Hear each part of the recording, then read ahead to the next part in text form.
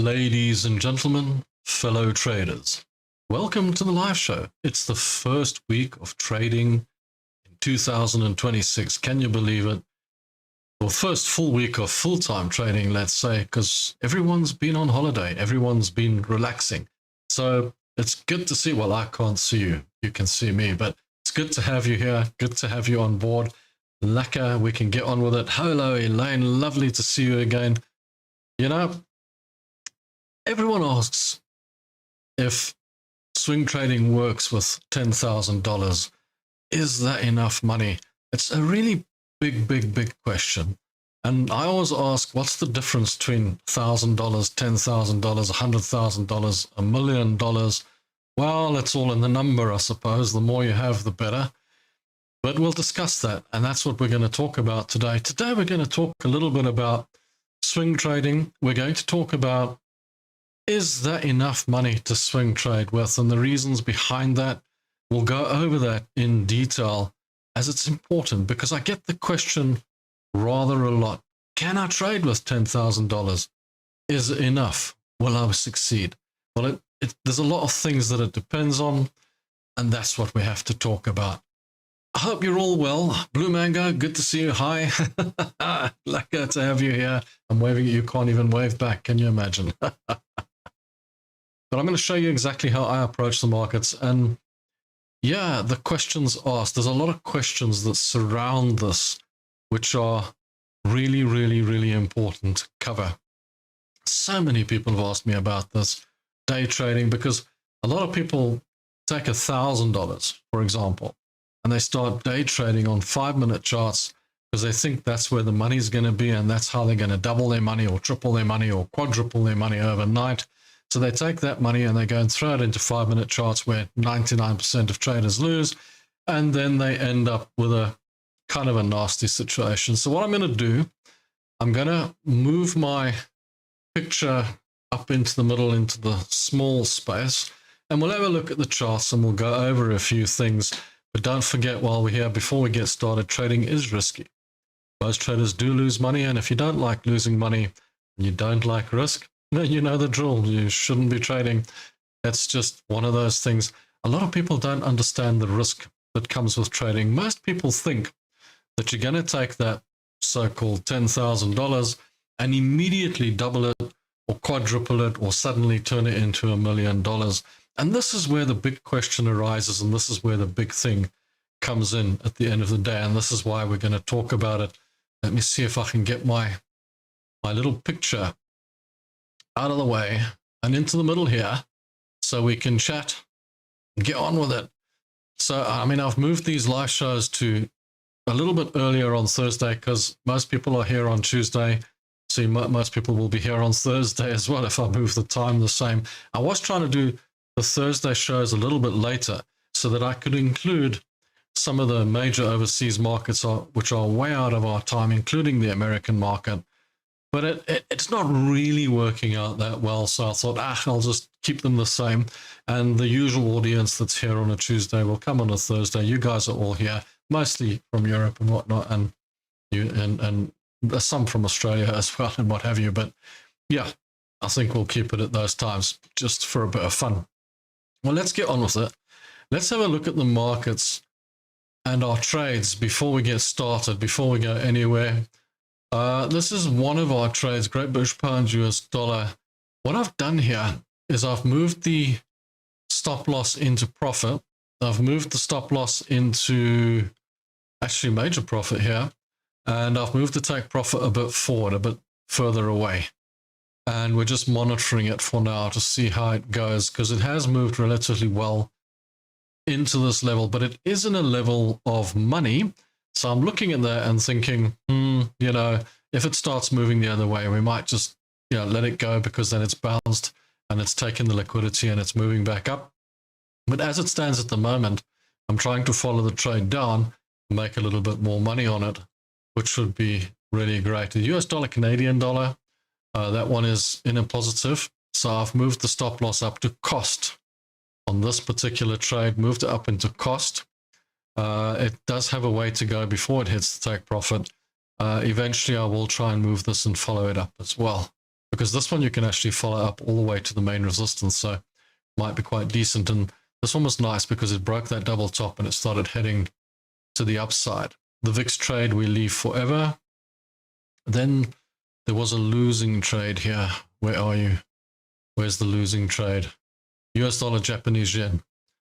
Okay, this one is supposed to be short. It's going a little bit long still. I took the short too early and it's bounced upwards. So, but it's not too badly off. I still think it can still go down. It can still work in our favor. Sure, we had some others as well. Oh, there's the oil. The oil trade. Okay. The oil trade has kind of just dropped against us a little bit again. It was in profit and now it's dropped against us a little bit. But I'm just going to leave this trade in and see how it goes. I'm kind of treating it like the VIX. One day it'll pay off sort of thing. And we shall see how it goes and if it makes us the money eventually. Gold is an interesting one.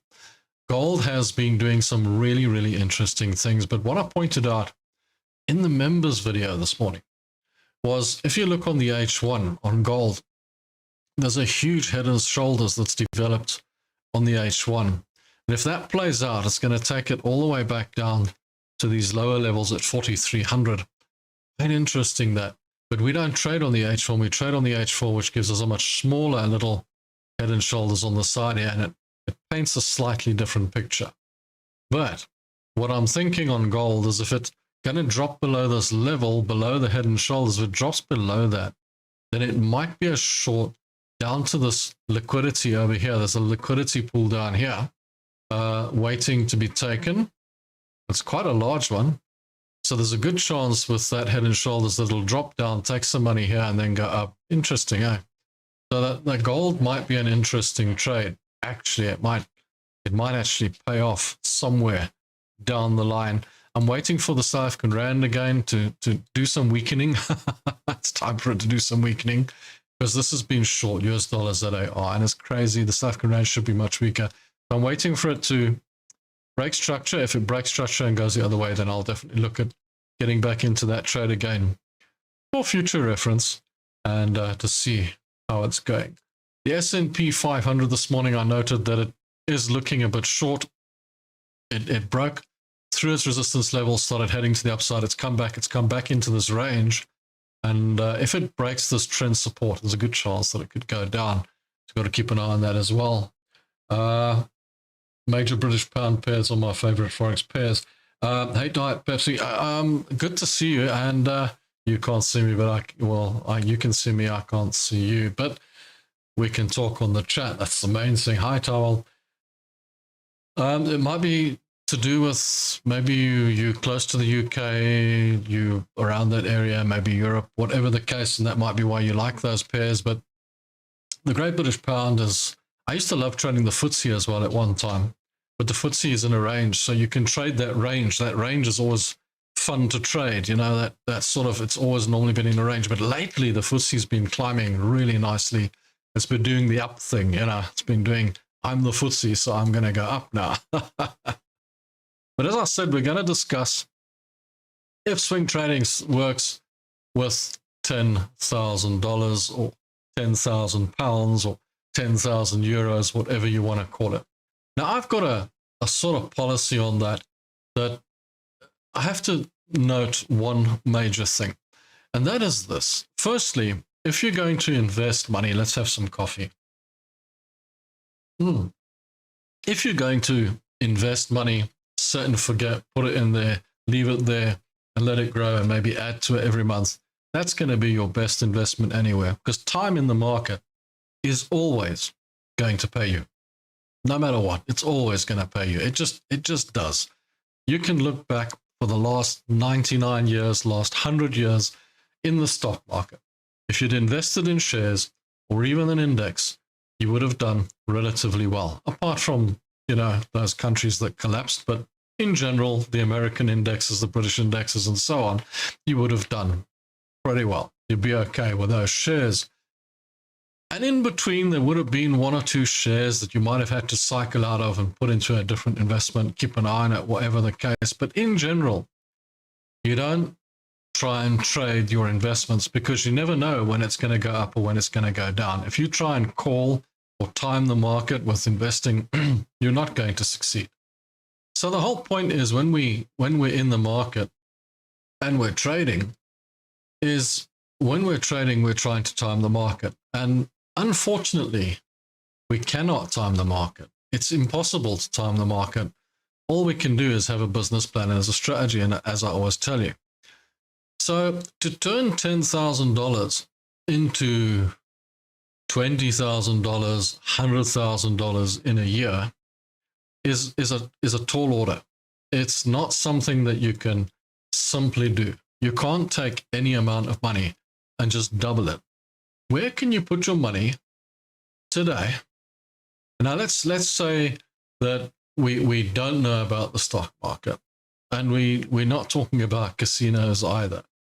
And I say to you, all right, take your $10,000 and go and turn it into $20,000 within 12 months. Where are you going to go to do that? And most of you won't have an answer. There isn't anywhere you can do that. And let me tell you something, the stock market is also not a place to do that. The stock market will offer you the opportunity to create growth and to create investment growth and to grow your money. Can it offer you the opportunity to make a living? Yes. But to make a living out of the stock market, you need a large sum of capital. This is what people don't get, right? People are teaching you that you can take $1,000 and turn it into $1 million. And it really is a tall order. You see, theoretically, you can do it. The problem is, practically, you cannot do it. It's an impossibility. Most people don't do it. Most people fail at doing it. And you have to have a certain type of mentality to be able to take that kind of risk in the first place. I mean, it's the same as me telling you, you can go in with your $1,000 or $10,000 and play roulette and turn it into $100,000. Theoretically, it's possible. But you know in the back of your mind that it's not possible, and you're probably not going to get there, and the croupier is probably going to take all your money. That's the same with the markets. So understand that you need to treat it like a business, and you need to treat it as something that you need to learn a career. Now, the question of, can I use $10,000 to swing trade and will I make money, has to surround the question, what do you want to do in the market? What's your plan for the market? What do you actually want to do in the market? Do you want to make a growth account? Do you want to grow that money over time? Do you want to build an account with that $10,000? Or are you planning to try and make a living out of the market? Because if you're trying to make a living out of the market, then no, $10,000 is in all likelihood probably not enough for you. Probably won't do. In most people's cases, I don't know, maybe you're a mouse and you can live on $100 a week. I don't know. Maybe it's possible. But if you're a bigger person, you might need a little bit more dosh for food. Not sure really, but yeah. So I don't think $10,000 is going to cut it if you're trying to make a living out of the market. But if you want to grow it, by all means, because what's the difference whether you've got $1,000, $10,000, $100,000, $1 million if you're just trying to grow your account? Because to be fair, if you're just trying to grow your account, the bottom line doesn't matter, because all you're doing is taking 10,000 and hoping that you'll grow it to 15,000 in a year, and then maybe 30,000 the following year, and so on, and exponentially make it bigger. Because you're not taking it out, you're not spending it, you just don't want to lose it, that's all. So that over that period, you want to make a profit with that money, which is why I always recommend for those of you who want to make a living out of the market to do the following. And that is, don't try and take money out of it every week, every day, every month even. try and set an amount that you need to make over an annual period, which is a year. For those who don't know what an annual is, it used to be a book that we read, but it is a year. And try and work out on that year how much you're going to need to make for yourself. How much do I need? How much do I need to pay my bills, pay my rent, my house, my whatever, my car, whatever the situation you have. Luckily, I don't have those payments, but some people do. Now, once you've worked all that out, then you can determine how much you need on an annual basis from your investments, from your trading, from whatever. And then you can work out the size of the account you're going to need. Now, a good trader, and when I say a good trader, I mean a really good trader, can make 25% on their money over an annual period. A surprisingly lucky trader will make 40%. An average trader, 10 to 15%. And on investments, your investment account should easily make you between 25 and 35% on average over time. So, you know, there's those things to look at. Now, if you can only make, say, 20% on your money, and you've got $100,000 in the kitty, that means you can only make $20,000, which is probably not enough as well. Which is why I advocate quite a lot on the funded accounts. There's funded account links in my description below for those who need a funded account, because this is what I realized about a year ago. In 2024, I didn't believe in funded accounts at all. I thought they were all a scam. Every single one. For me, every single one, I thought, no, you stay away from this stuff. Total rubbish. But then I got into the idea that there's a lot of people that don't have a capital amount to trade with.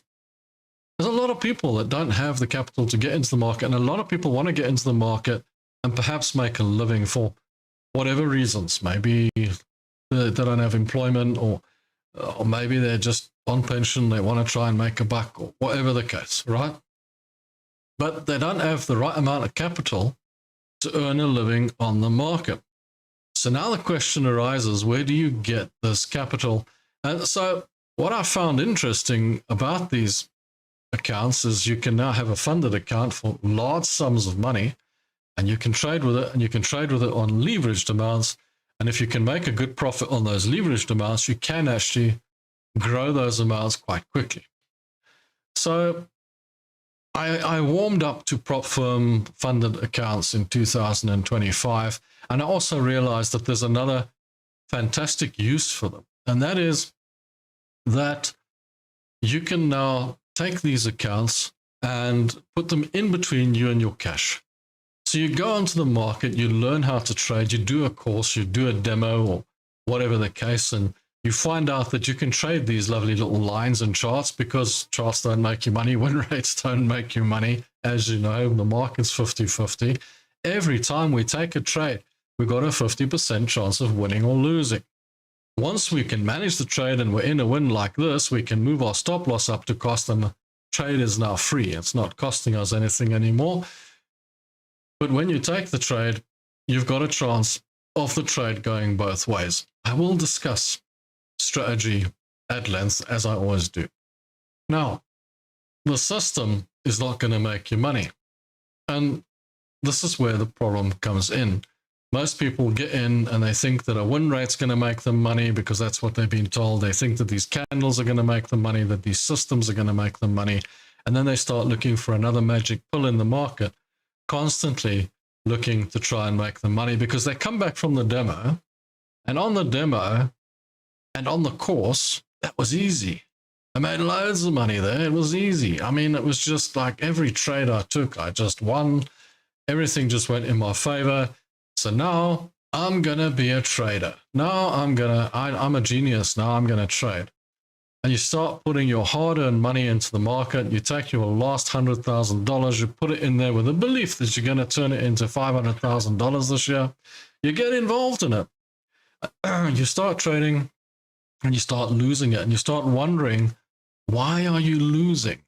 Where's all the, why? I was winning on the course. I was winning on the demo, but now suddenly I'm struggling and I'm losing. And every time I take a trade, I break out into a sweat, cold sweat. I can't seem to control myself. I keep getting impatient.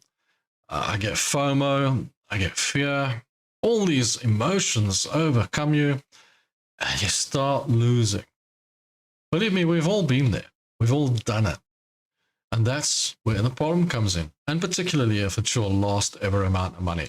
So this is where I found a gap for those guys to come in. So if you take like a funded account in between that, sort of between your demo and your real cash, and you play with it and use it, it might be good for you. Maybe not. I mean, maybe you don't need that, but there's a whole bunch of people that might find it useful and it might help them. I do see that there are a lot of traders online that trade with funded accounts a lot, and that's all they trade with. So clearly they've become useful in that sense. The market did get saturated with a lot of, I would say, scammers, I suppose, with that. And it becomes difficult to weed out the ones that are good and the ones that are bad. So it's complicated. So do we trust any of them? Probably not. Probably not a good idea to trust any of them. But you can, of course, take your chances. So the question is still, will you be able to trade with $10,000? And the answer is yes. Of course you can. But you're not going to make gargantuan sums of money. This is what you've got to get your head around, is you're going to make more than you would make if you put your money in the bank, of course. But the question surrounding, can I make a living out of it? Well, that answer would be a simple no. I don't think so. I don't think so. I don't think it's a good possibility, because you're trying to grow the fund in the first place. And if you're taking money out of it, it's just going to be difficult. Because even if you do manage to, let's say you only need $2,000 a month. Let's say that's good enough for you. You can afford to live on $2,000 a month. Okay? I don't know who you are, where you are, anything. I'm just using that because, I mean, you've only got $10,000. And you've said, well, I plan to make $2,000 a month with this $10,000. You do realize, of course, that that is 20% per month, right? So it's like 200% per annum or something like that. It's a long shot, really. I mean, it really is difficult to do that. Okay, it's like me saying, let's take $100,000 account, and I'm going to make $20,000 a month with it. Okay, so it's a long shot. It is a long shot, but let's say that's your plan. Best laid plans of mice and men. There we go. So you get involved in that and you start doing that and you think, well, I'm going to make the money with that. It's going to be incredibly difficult to uphold that kind of status, that kind of level, even with leverage trading. If you're going to make $2,000 a month of $10,000 of leverage trading, you're going to have to be an insanely good trader. And what if you lose? What if you don't make the $2,000? What if you lose the $2,000? Because that will take you back a few steps again. It's just, it's going to be really difficult for you to make 20% per month on your money per month. You can do it per annum, but per month, it's just asking a lot. But if you decided to take the $10,000 and say, well, I just want to grow it. I just want to make it bigger. I just want it to become something much bigger. Then you could hit a luck, or you could just grow it like any normal person in the markets. And at the end of the year, it might be $15,000, $17,000 when it started at $10,000. And I don't know anyone who would be unhappy with that kind of growth. It's insanely good growth. It really is. The expectations of people getting into the stock market, particularly beginners, are too high, but it's not your fault. It's not your fault that your expectations are so high. It's actually the people that have been telling you that you can get into the market and you can have those expectations. And that's the issue. You get into the market with an expectation, and it's quite shocking when you don't reach that expectation. You start chasing that expectation. Now, the sad thing about that expectation, unfortunately, is that, how can I put this?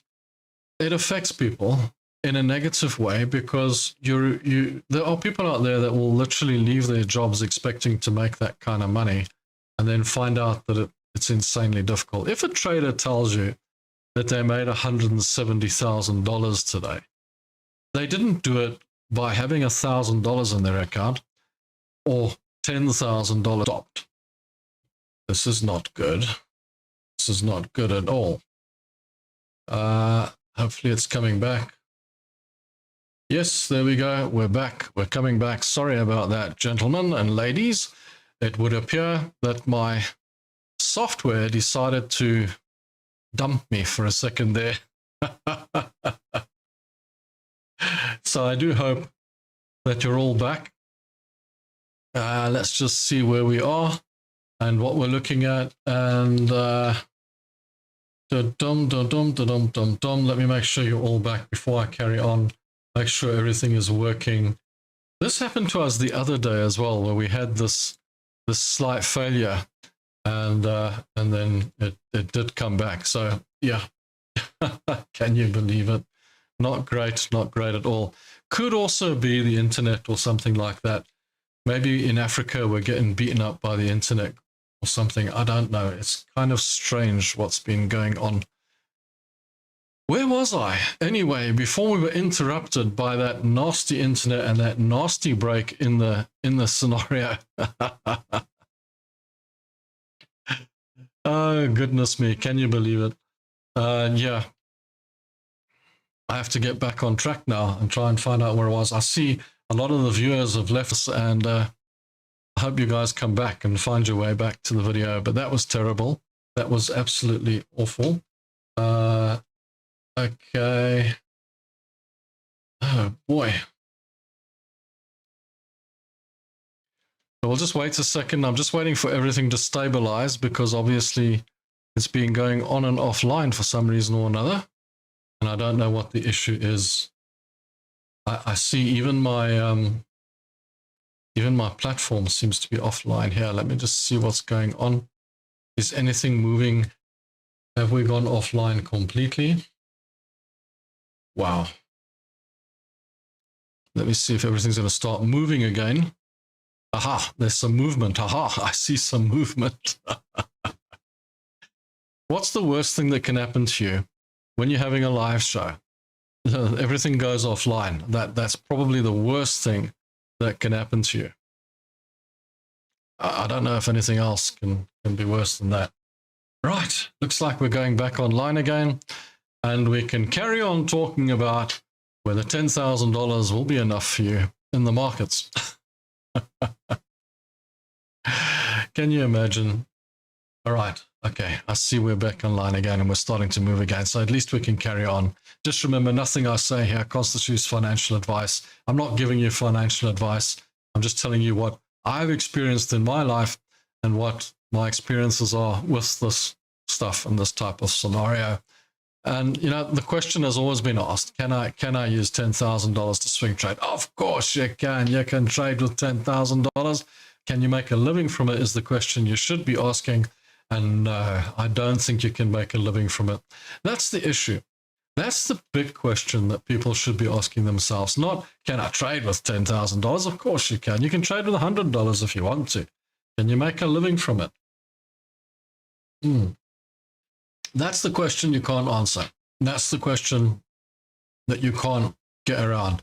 And I think that's where the problem lies. Too many people have told you that you can take a small, tiny amount of money and make a living out of it, and you can't. There just isn't a place that you can do that.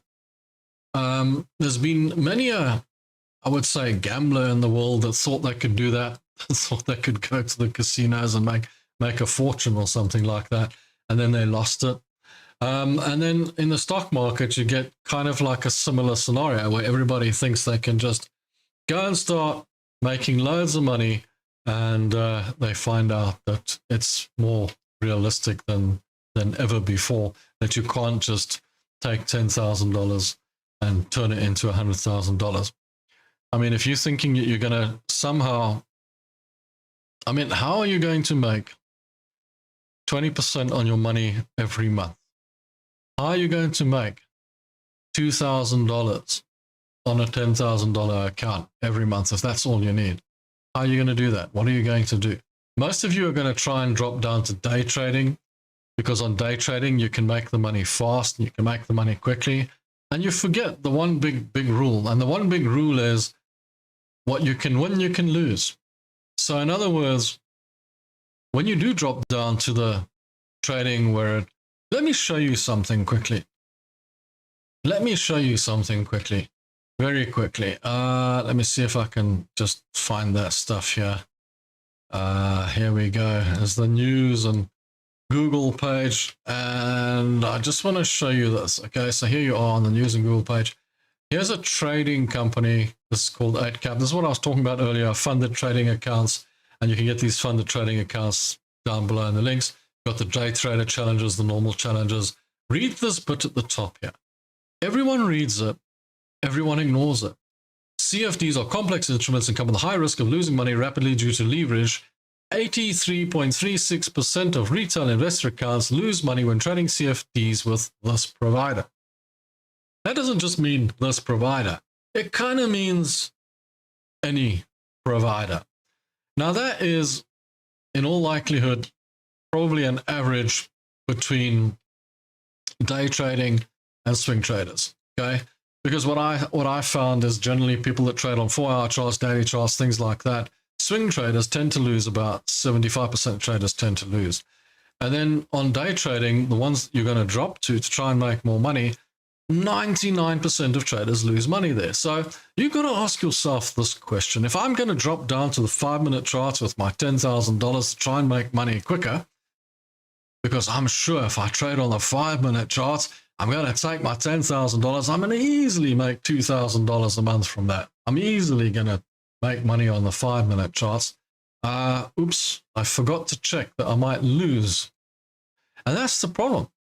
Because for some other reason, no matter how many people have told you that 99% of traders lose money trading on 5-minute charts, somehow or another, you think you're going to take your $10,000, you're going to trade on a 5-minute charts, and you're going to make loads of money because you watched maybe Tom or something like that, because he makes money on those types of charts. There are a few people out there that are just good at that, but you don't know what homework they've put in behind the scenes, how many years they've put in behind the scenes, and they've been trading their systems for millennials, and they know exactly what they're doing, and they still put a lot of homework into what they do. So this is not something that you just jump in and you see someone else doing it and you think, oh, I can do that. There's a whole bunch of psychology that goes with it. There's a whole bunch of getting over the fear that goes with it. There's a whole bunch of risk thresholds that you have to think about. I've always told you guys about this strategy. So for example, what's this? The Great British Pound US dollar. We took the trade. There's the trade way up there. You might be wondering why the stop loss is below there.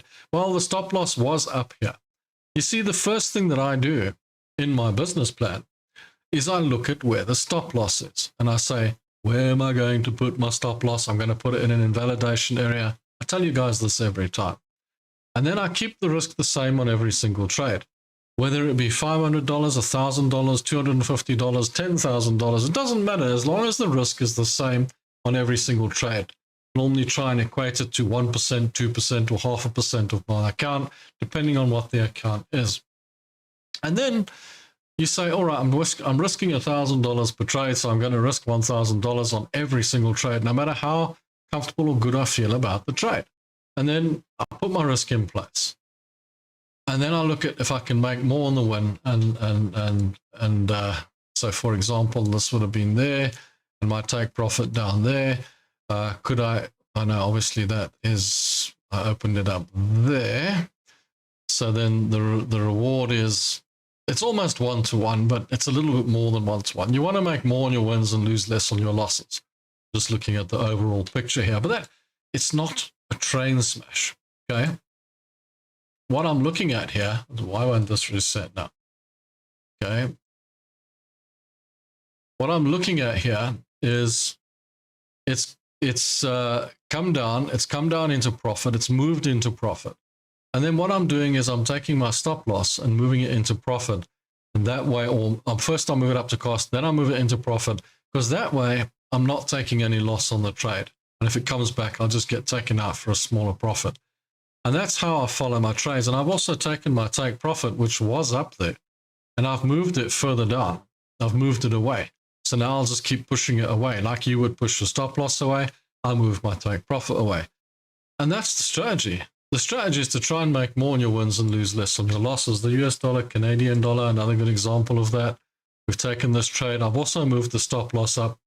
But the initial trade was that, well, it was a long trade. So the initial trade, okay, that would have been down there.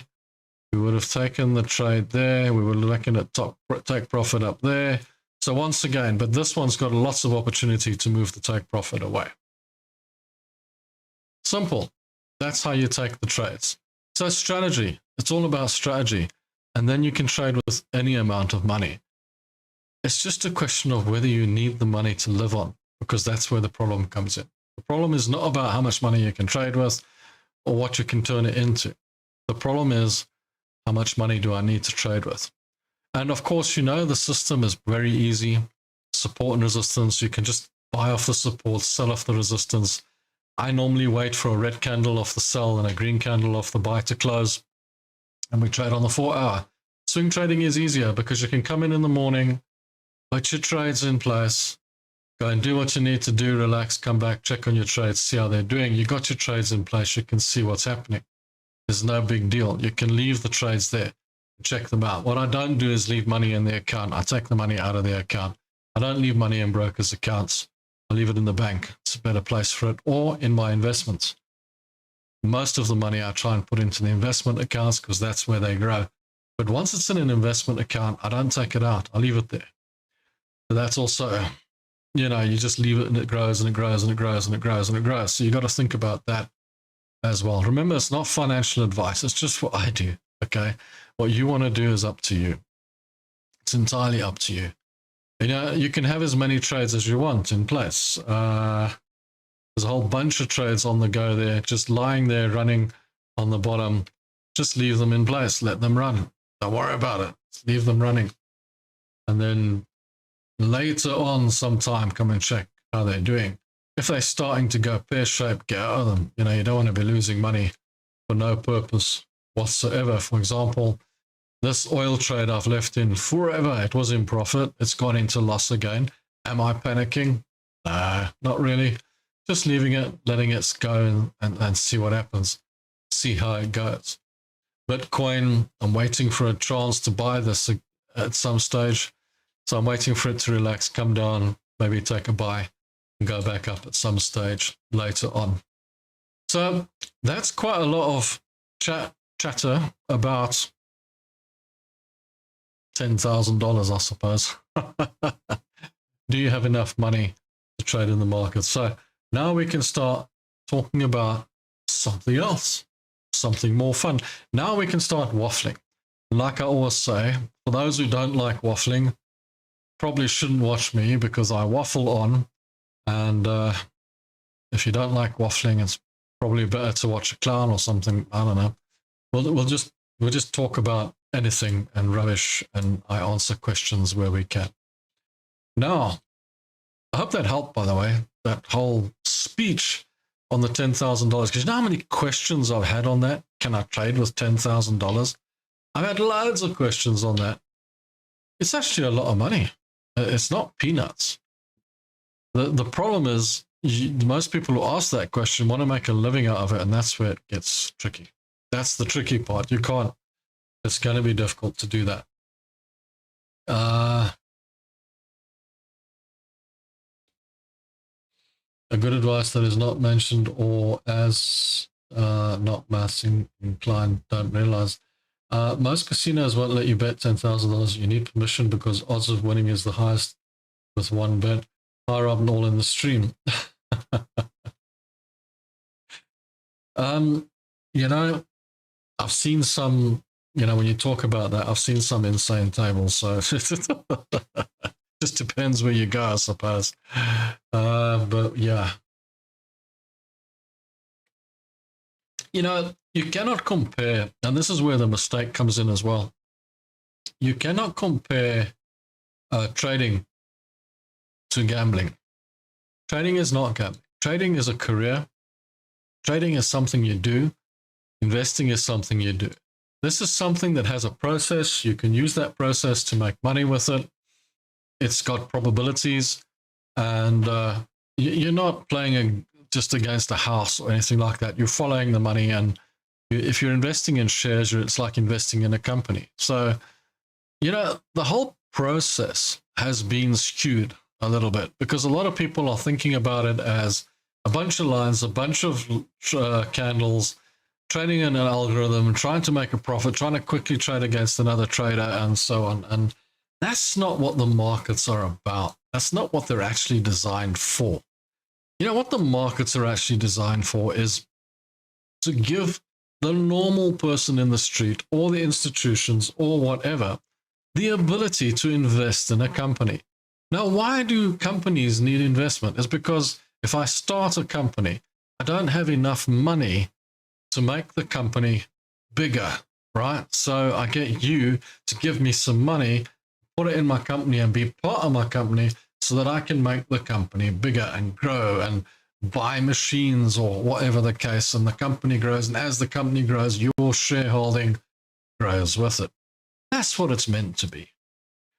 This business of traders trading against each other and crypto trading and all that kind of stuff, it's very skewed, and it's not what it was meant to be and what it's all about. But that's what it's about these days. That's what everybody's got into these days. What are you trading when you trade Forex? Because it's not a company. You're trading against the country. You're trading with what the country's doing with their currency. One currency against another. Because the currencies value against each other based on what the countries are doing, effectively with their reserves or with their inflation or whatever the case, or how the country's doing, how its employment's doing, how its unemployment's doing, what bills it's got to pay, how much debt it's got, all these different questions that arise from a country. That's how deep Forex goes. We just look at Forex as, I'm trading the euro against the US dollar and it's going down, so I'm going to trade short, and that's all you see. All you see is a bunch of lines and a few candles. Try and look a little bit past that. Try and look a little bit deeper. Why am I trading this? What is this? What am I actually trading with? What's it all about? Try and learn something about the stock market, the Forex market, the crypto market. The crypto market still eludes me, unfortunately, because even with my 34 years experience, the crypto market makes no sense to me whatsoever.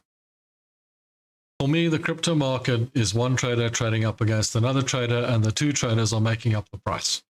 There is no asset value. There is no base to it. So with all my experience and all my years, crypto to me still makes no sense. It doesn't make much sense at all. To me, it strikes me as something made up. So for me, it could easily just be a giant, massive, gargantuan-sized Ponzi scheme. I really don't know, actually. I couldn't tell you. The Nikkei is turning around and going down, looks like. So it was going straight up, and now it's turned around and gone down. It's actually quite interesting. Yeah, it has been a difficult stream today. It seems to be that the internet is giving trouble of some sort. I don't know why. Sorry about that. Not much I can do about it, except hope that it somehow sorts itself out and keeps on going.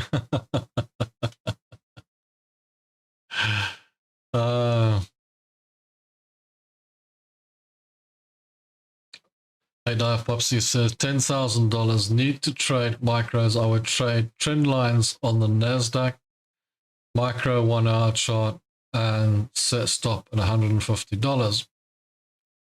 Like I say, no matter what you trade or how you trade it, and if you want to trade at a faster pace, remember, you're not always going to win. Sometimes you're going to lose it. You always got to look at the loss side before you look at the winning side. How much could I lose here? How much risk am I putting in here? That's what you got to look at first before you look at anything else. And then you can decide where you're going to trade and how you're going to trade it. But my point is you can trade with any amount and you can trade at any speed. But the question you should be asking is not, can I trade with this amount and how to trade with this amount? The question is, can I make a living out of this? So, I mean, if you're setting stop losses at $150, you're clearly not planning to make a living out of it. You see, that's where the problem comes in. There's too many new traders out there that get into the market and their first objective is to make a living out of that small amount of money. Call it small, it's a lot of money, but if you're trying to make a living out of it, it's small. It's a small amount of money. I mean, how much money do you need for the year? That's what you should be looking at. Maybe if you took an annual amount. So if you have your annual salary available to you, now I'm just going to put this in simple terms for you. If you've got your standard normal annual salary that you need to survive on available to you, and you have that available to trade with on leverage trading, then if you can take that average annual salary and put it into trading, then if you can make a good 10 to 15%, then you should be able to survive, because that 10 to 15% on that annual salary will give you the monthly income that you require, because that annual salary would be divided by 12, which means you generally only need 10 to 15% to survive, right? So if you have enough for an annual, as an annual salary that you can invest as your leverage into trading, then you might be able to survive on that. If you only have enough for 1 month, then no. And if you only have enough for 1 day, definitely no. Obviously not. It's not going to work, is it? Not going to work in any way, shape or form. Look at the South African rand. It's falling again. There it goes. It's crashing down into the ground again. It's getting stronger. Well, the rand's getting stronger, but the US dollar is like crashing down. Well, let's just have a look at the Dixie, because this is freaking me out. Yeah, this doesn't look that bad. Doesn't look like that's crashing down. There's absolutely no reason for the South African rand to get stronger. I mean, really, the South African rand should be so weak at the moment, because everybody in South Africa is talking about, you know, how the American government is so upset with them and what have you, and, you know, not giving them money and all the rest of it. So, yeah, it boggles the mind. It does boggle the mind, but, you know, you deal with it. You just deal with it. Just remember, these things don't go up in straight lines. They do tend to go up and down, up and down, up and down. Okay, so they move around, let's say. They do tend to move around. Okay. Difficult stream or not. Love all your live shows. Yeah, thanks, bud. Thanks, yeah. Yeah, I don't know how it is on your side, guys, but it does appear that the internet or something has been giving us a bit of a hassle today. I see there's not a lot of people on the show because of that, obviously causing problems, causing issues, and yeah, if that happens, you deal with it. You know, what can you do? It's one of those things. If the internet starts messing you around, you just deal with it and hope that it sort of flows away and flows over. This is the US dollar, Canadian dollar. Still going up. There's a bit of a red candle there, but like I say, nothing goes up in straight lines. So I expect we will probably get a bit of a relax before it continues on up. The trick for your trading is you've got to leave the trades in. And this is a difficult part for most traders. Most traders will get caught up in this. Now, for example, here's a great example of this, right? We've got this United States dollar, Canadian dollar trade. It's in. In fact, I've moved the stop loss up to cost already because it's gone into profit by quite a distance.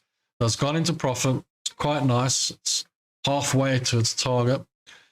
And good time to just take profit, put it there. This trade is free now. It's not going to cost me a cent no matter what happens. If it loses, it's not going to cost me anything. Now, this is where people go wrong. A lot of traders will see that red candle, that first red candle. Oh, this is a long trade, so you're expecting lots of green candles, and you're hoping for big green candles, not little ones, big ones. But then you get a red one. And the psychology, and this is where the problem comes, if you're sitting watching charts all day, then you're going to see that red candle. You're going to see that going short, and your psychology is going to say to you, maybe I should sell this now and take my profit. But then you haven't made more than you risked, and you also haven't made more on your wins than you are on your losses. So you basically getting out of the trade too early. So it's just as bad as dollar cost averaging down or moving your stop loss away. It's not going to help you. Your best bet is to do exactly what I've done here and just move the trade up into cost.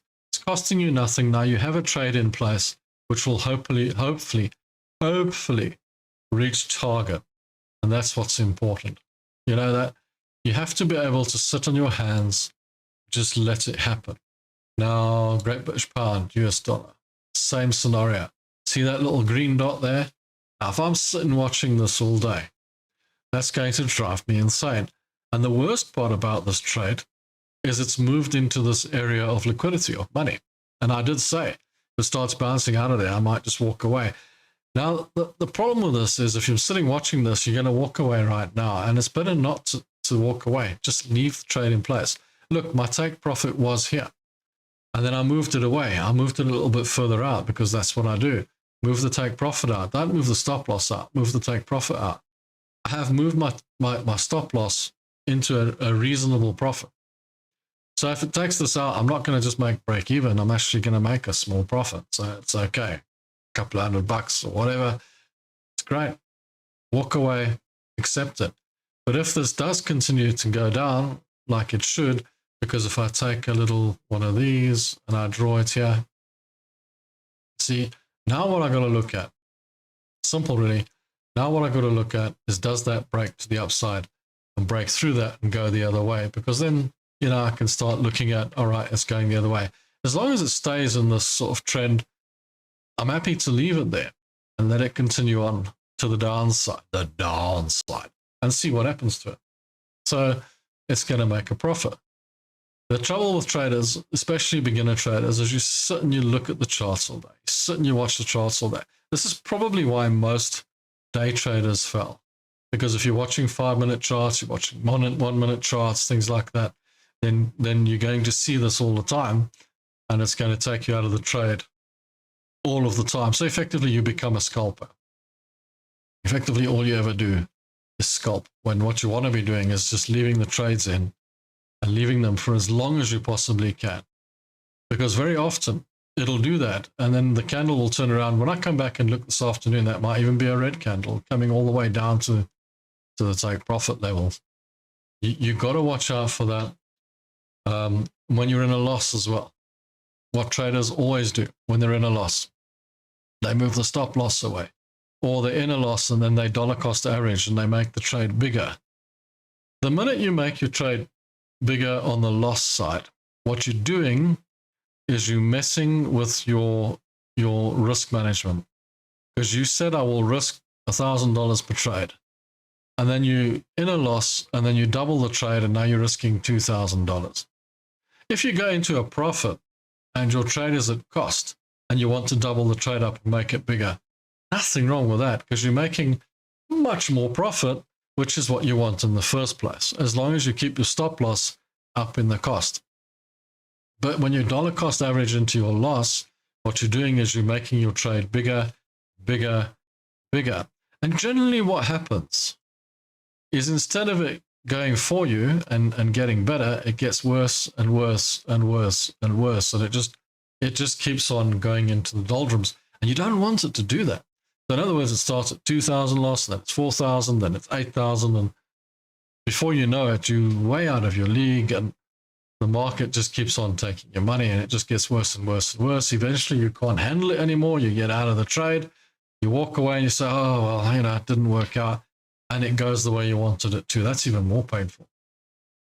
That's even more painful. Let me tell you, that's the most painful trade you'll ever have. Is the one that you lost, and then you got out of it, and then it goes the way you wanted it to in the first place. Ooh.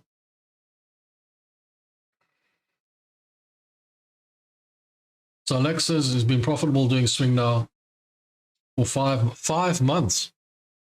That's good. Ooh. And I like the way you thank God. And but it's you. You did it. Well done. You're the one who did it. There's nothing wrong with believing that you're being helped and all the rest of it. But really, at the end of the day, that's what inspires you to be successful. It's you that's doing the success. Well done. You're doing well. You're doing well. It's all about you. At the end of the day, it's not somebody else that you can lay the blame on for anything. Your successes or your failures. You fail in life. Guess what? Look at yourself. I notice people very quick to blame other people for everything, or other entities, or whatever the case. But it's you. It's always you. Always look within. Always look within. So if you've done well, it's you. You did well. It's good. You may have got some help along the way from whatever, but at the end of the day, you saw it through. That's what's important, don't you think? I think so. I think that's always important. US dollar, Japanese yen, likely to range trade. What? US dollar, Japanese yen, they say is likely to range trade. And I'm looking at this. This doesn't look like it's ranging between 156 and 157. Looks like it's ranging between 154 and 157. I would say it's not likely to range trade around here. It is bullish at the moment, even though I'm short, but I would say it would rather go to the upside or break to the downside. That's kind of where I am with it. I'm kind of hoping that it'll break to the downside, because really, as I've always said, the Japanese yen should actually be at 150, not 160, because that's where they like it to be. Well, let's see what happens. Let's see what happens. It's kind of crazy. I see the VIX is moving up, which is interesting. It's jumped up to 16. Yeah, I always buy it around these 15s and then just leave it for that spike. But oh yes, by the way, you notice that I don't put the take profit right at the top. I always put it sort of in the middle here. If I'm not looking, so be it. Around 30 is good for me. But kind of doubling your money. But if I see the move, then I'll move that up and then follow it and see what happens, because it happens really, really fast there. Take a few of those per year. It's great.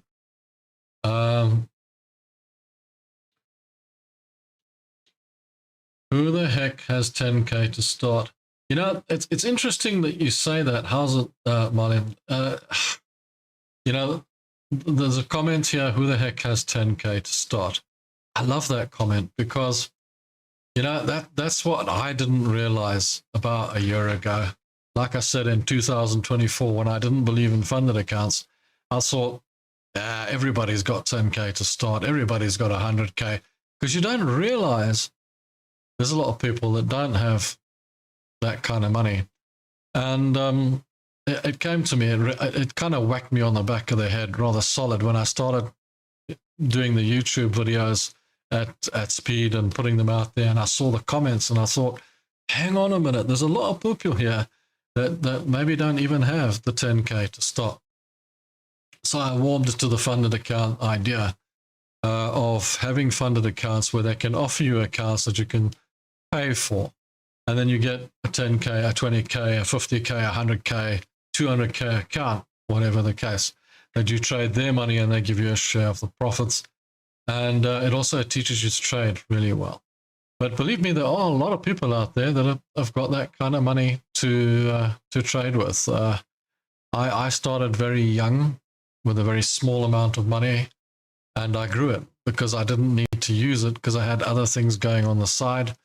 And then eventually I did things like sell businesses and had properties and all the rest of it, and that money went into the market and, so on. So these things grow over time. And if you're willing to be patient, yeah, you'll get there. There are lots of people that do have that 10K to get into the market, and that's still not enough to make a living out of it. So that's where funded accounts are warm to them. They became useful. They became something that you can actually use to do something with. But there's some people out there that get like a retrenchment package or a retirement package, and it's a rather large sum of money. And the problem I see with that is they go on a course, they go on a demo, they learn how to trade, they learn how to trade with the charts, and they forget that there's a business plan and a strategy that you need. They throw all that money at the markets, and then they lose it. And then once that's lost, they got nowhere to go, nothing to do except go and pitch up a tent somewhere, live on the street.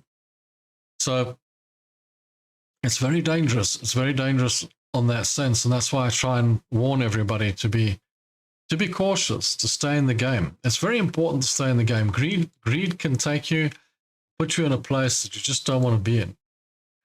And so I always try to warn people to stay in the game. Be cautious. Manage the trades. Manage it. Manage the trades carefully.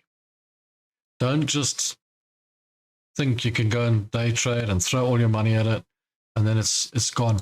If I can advise anything, go and get the funded account before you put your real money in the market and see how it goes. Go and trade with that money. It's real money. Go and trade with it and see how it goes. If it doesn't work out for you, you lose $1,000, you lose a couple $100, whatever the case. You walk away and say, well, this isn't for me. I need to do something else. If it does work for you and you do make a share of the profit and everything works out well for you, then you can say, yeah, you know what, I'm going to take my real money and throw it in the market now and see how it goes. Yeah, if you want to do that, I'm getting a discount code for that EIGHTCAP thing as well. So if you use that link, they'll probably figure something out for you. Yeah, it's much of a muchness. And I hear what you're saying when you say, who the hell has 10K to start, There are lots of people who've got that money. There are lots of people who make that money. Just look at all the traders on YouTube that tell you they're making $170,000 today. They must have millions of dollars to do that, Yeah.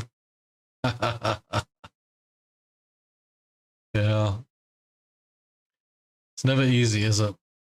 I always advocate the best way to go. And if you don't have the 10K to start and you do want to grow a sum of money, get involved in investing, invest the money in shares, let it grow over time, keep your day job, do things the right way, let it grow.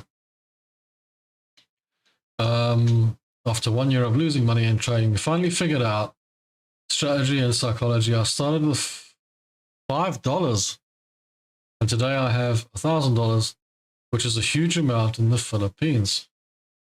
Yes, it is a huge amount in the Philippines. I get it.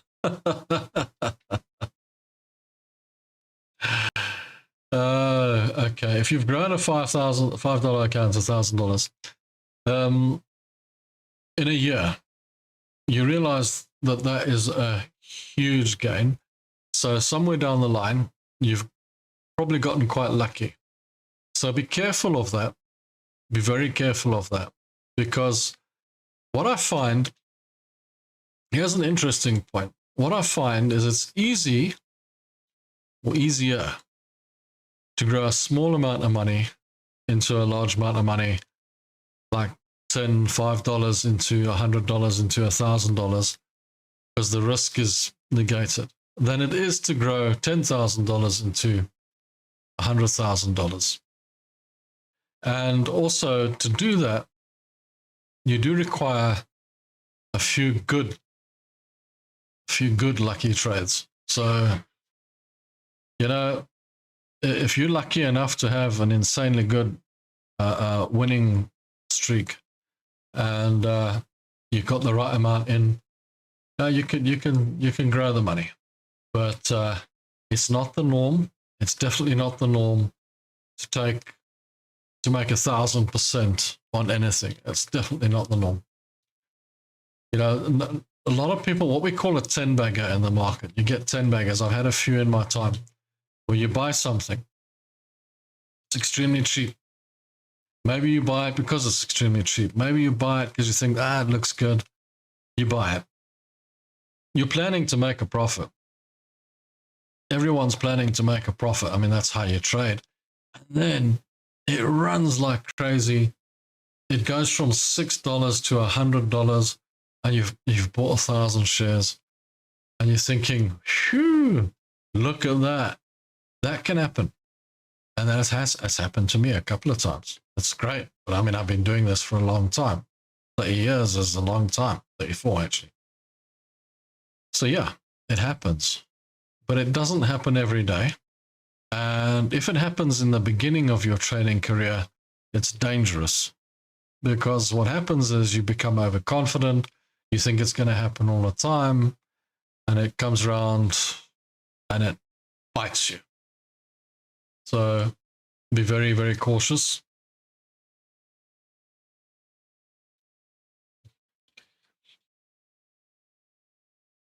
Gold and silver, wipe out margin, crypto out. Now I'm trading gold and silver.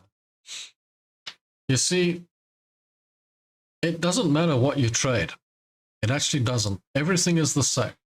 For example, if I trade this Bitcoin, or if I trade this gold, it's not going to make any difference to me. It's a chart. It's going up or down. It's going to hit support or resistance. The traders are going to have liquidity areas. It's going to trend or it's not going to trend. It's going to break out or it's not going to break out. It's going to do exactly the same things. And whether I trade it on swing trading or day trading, it's going to do exactly the same things. The swing trading, what it does, or the slower trading, is it gives me the ability to take my time and put the trades in place and let the trade stay and run and not get stopped out too quickly in smaller bits of information. In other words, if I trade on a 5-minute chart, it's like having very little information, and the movement in that one candle can take your stop loss out 10 times. It's a waste of time. You know, you can't really depict on a 5-minute chart which way the market's going to go, because it can go up and down in seconds. Whereas on a 4-hour chart, you can get a better feel for the market, or even a day chart, get a better feel for the market over the period of a day. And you can say, well, you know, if I put my stop loss up there and my take profit there, you've got this wide range that you can play within, and you can make your money with it. I use the 4-hour because many other traders use the 4-hour, particularly institutional. So 4-hour is popular. So that way I know that the movement in the 4-hour chart is very much relative to what's being traded in the markets. That's why I use the 4-hour. Otherwise, I would use the day. The day is also very relative. There's so many traders that use the day. By the way, don't be afraid of using the day chart. The day chart can give you a lot back as well. But I use the H4 because it is a popular one to use. But it also gives you that ability, that space to trade in. You know, you've got plenty of movement, points, pips, whatever to move around in, plenty of space, and you can make money within that trade. For example, here, you know, you've got that space to move. If this was a 5-minute trade, it would have been taken out already. Would have been gone.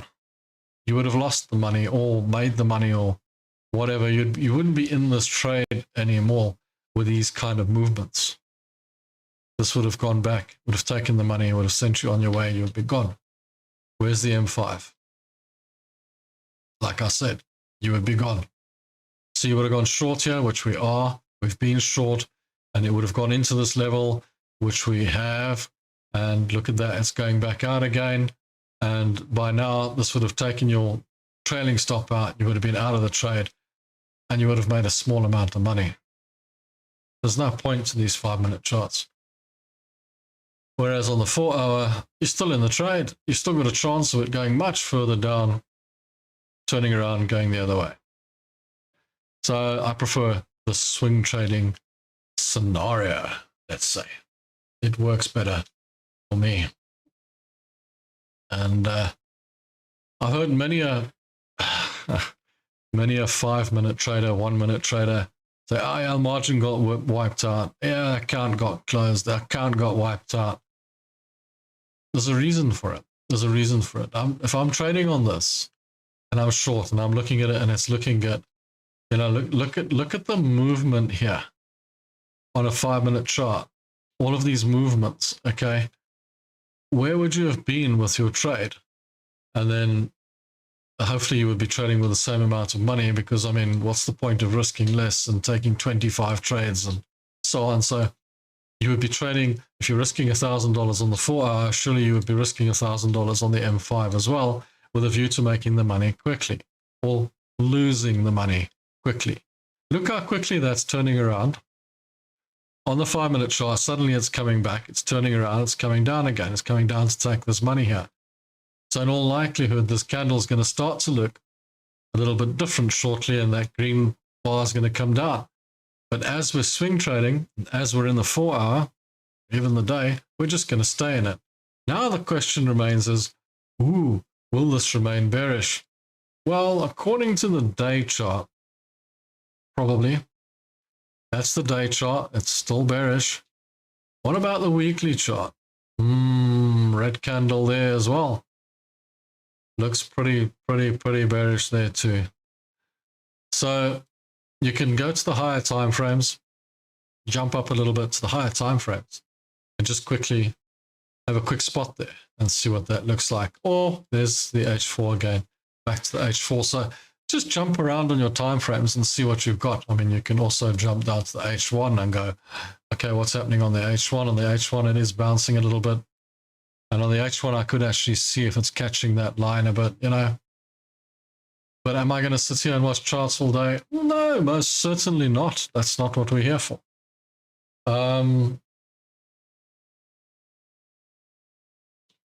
You see, Blue Mango says he's gone from 5-minute charts to 4-hour to 1-hour and then to 15-minute charts, seen a big improvement in results. Do you know why you've seen the big improvement in results? And that is because the information that you're getting from the higher time frames is more reliable. You see, all the information packed into one candle on that higher time frame is far more reliable, and you've got much more space around the trade to put your stop loss in place and to apply your take profit. So you can take a wider trade, a bigger trade, and you can relax and it'll stay in that trade. It won't get taken out. What's happening on these 5-minute charts is you're getting taken out of the trade too quickly. This would have taken us out of the trade long ago already with that kind of move, because all the information in there, that whole move, that entire move is all squeezed into that one candle. And that one candle hasn't done anything yet. Long way to go. So the 5-minute chart will just wipe you out.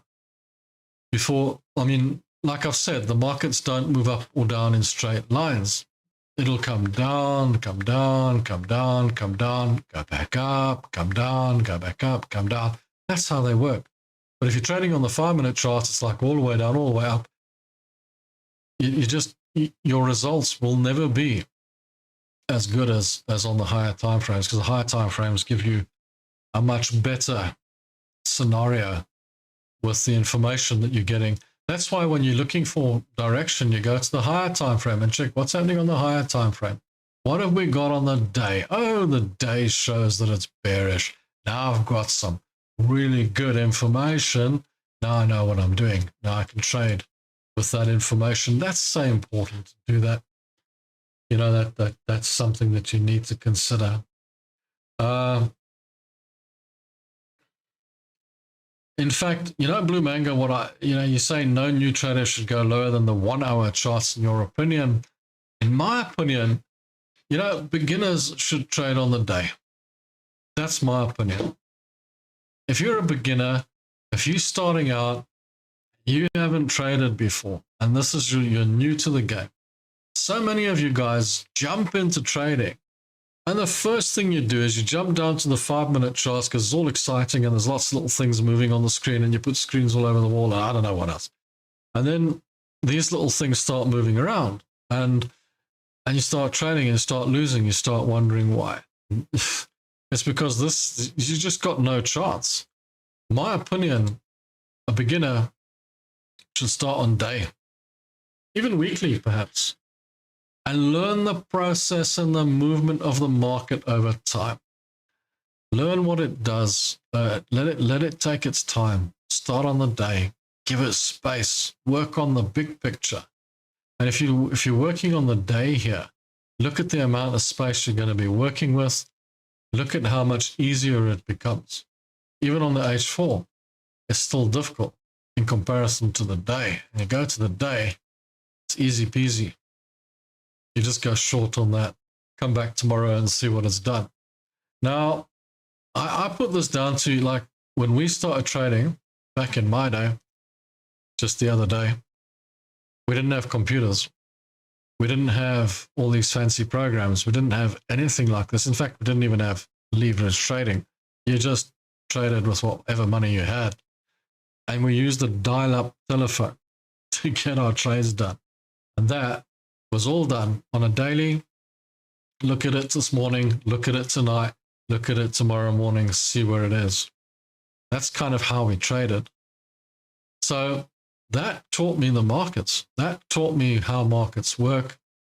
And it also led me to the understanding that you're not trading against lines, that you are actually trading with people, human beings that are buying and selling, that you're investing in things, you're investing in either money or companies or whatever the case. And it brings new meaning to the way you trade. So I believe that beginners should really, really start on the day. I think that's the best place for them.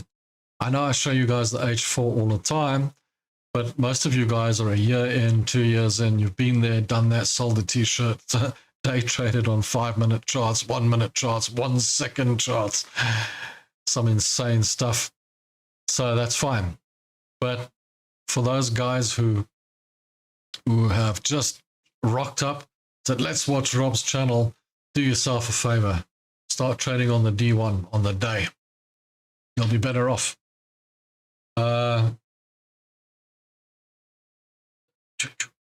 Yeah, like you say, fake YouTubers glorified the 1-minute and 5-minute charts. So that's unfortunate, but you know why? It's because to make a YouTube video get hundreds of thousands of views, okay, for example, because I mean, I'm doing YouTube and it's fun and it keeps me busy and it's almost like playing a game. It's great stuff. You know, it's good fun. Try it sometime. But here's the thing. Those guys are in it to try and get as many views as they possibly can as quickly as possible. And the best way to do that is to tell people you're going to make $1 million in a day and to have charts that move up and down and constantly move around like this. You see that there's some movement on here. There's something going on. You see that's changing. There's something happening. And that gets people's attention because people's attention spans are very short. So they don't want to see a sort of standing chart. They don't want to hear the truth. They don't want to hear that you can't make money in 5 minutes. So a lot of these guys came out there and they pushed this scenario, the 1-minute, the 5-minute charts. You can make millions and Lamborghinis falling out in the sky and all the rest of it. And basically what it did was it looks flashy. So the guys go for that. They're interested in that. That's what they want to see. That's how it is, man. That's how it is. 1 hour time frame is okay. You can trade on the 1 hour time frame. You know, the 1 hour time frame is a good place to trade. Nothing wrong. It actually works quite well if you want to. I guess if you're sitting watching charts all day, then maybe the 1 hour time frame is a better fit. But I don't sit and watch charts all day. I kind of like take the trades and do my thing. So that's why I have a YouTube channel. It keeps me busy. In other years and other times through the years, I've had businesses, things going on, stuff like that, or games to play or something. You can't just sit and trade. It's soul destroying, especially when you're alone. It's good to get away, to go out, to go and do stuff, and to have hobbies or things to do. So trade, but don't get glued to the monitors. They're all over the place. Because what you're going to do is you are going to drop to the 5 minutes. I've done it. You're going to drop to the 5 minutes. You're going to start trading on these faster charts because it's keeping you busy, because it's keeping your mind occupied and you need to do something. Or you're going to start looking for shiny tools. Or you're going to start looking for other things to do in the markets. You're going to start messing yourself around. So just take your trades, put them in place, and find things to do. So what have I found to keep myself busy now in older age? YouTube. It keeps me busy and it's fun. Okay, so do something on the side, guys. Keep yourself busy. It's a lonely place, trading. It is really different to everything else. Every other job that you have, every other business that you have, everything else that you do, there's somebody else there with you. I'm used to being alone, trading. So for me, having a YouTube channel also is me being alone. So it's okay. I'm quite used to it. It's okay. Lex says good night. So good night, and I hope you enjoyed the show. And I'm also going to sign off now. And on that note, I think it is a good time to be moving on. We have had a decent show today. I hope that what I spoke about with regards to needing if you can work with a 10K account, works for you guys and helps you guys. I don't know. You know, I try my best to put my input in. Like I say, it's not financial advice. It's just me chatting to you, just me telling you what I think and what I've been through and the amount of things that I've done in my trading career. For those of you who want Trade of the Day and that type of stuff, join the members area. Come on, get in there, have a bit of fun. If you haven't subscribed, make sure you do that. And I hope you've all liked this video. Let's see how many people have liked this video. I actually can't see it today. Oh, they've changed the whole thing here, so I can't really see how many likes I've got. Make sure you've all liked it. Make sure you've all liked it. I see you've all been on the chat. It's been good chatting to you guys again. Lovely to have you guys here. Like I say, I can't see you, so you can see me. That's kind of how it works. Thanks for watching. I hope you enjoyed the show. I'll be back next Tuesday at 1100 GMT +2. We'll have another great live show, and I'll think of another fun topic. If there's any topics that you guys might be interested in, if there's something that you guys really want to know about, feel free. Drop me a comment, drop me a mail, let me know. Let me know. It's all good. Tell me what you want. I'll have a look at it. If it's viable, we'll talk about it. I'll try and go over it for you. And then, you know, I always say, if one guy has a problem with a certain issue in trading, then you probably find there's another few thousand that have got the same problem. So we might as well resolve it. We might as well go through it. We might as well talk about it, because I can almost guarantee you that anything you're suffering with in trading or struggling with in trading, I've been there, done that, and struggled with it in my time as well. I've made all those mistakes. I've gone through all those hardships. So perhaps we can resolve it. Perhaps we can help you with it. Maybe, maybe not, but we'll try. On that note, thanks for watching. I hope you guys have a wonderful trading day further. Enjoy the weekend, because it is Thursday, so have a good weekend. Come back and watch tomorrow's video, and then I'll see you guys back here next week for another fantastic, fun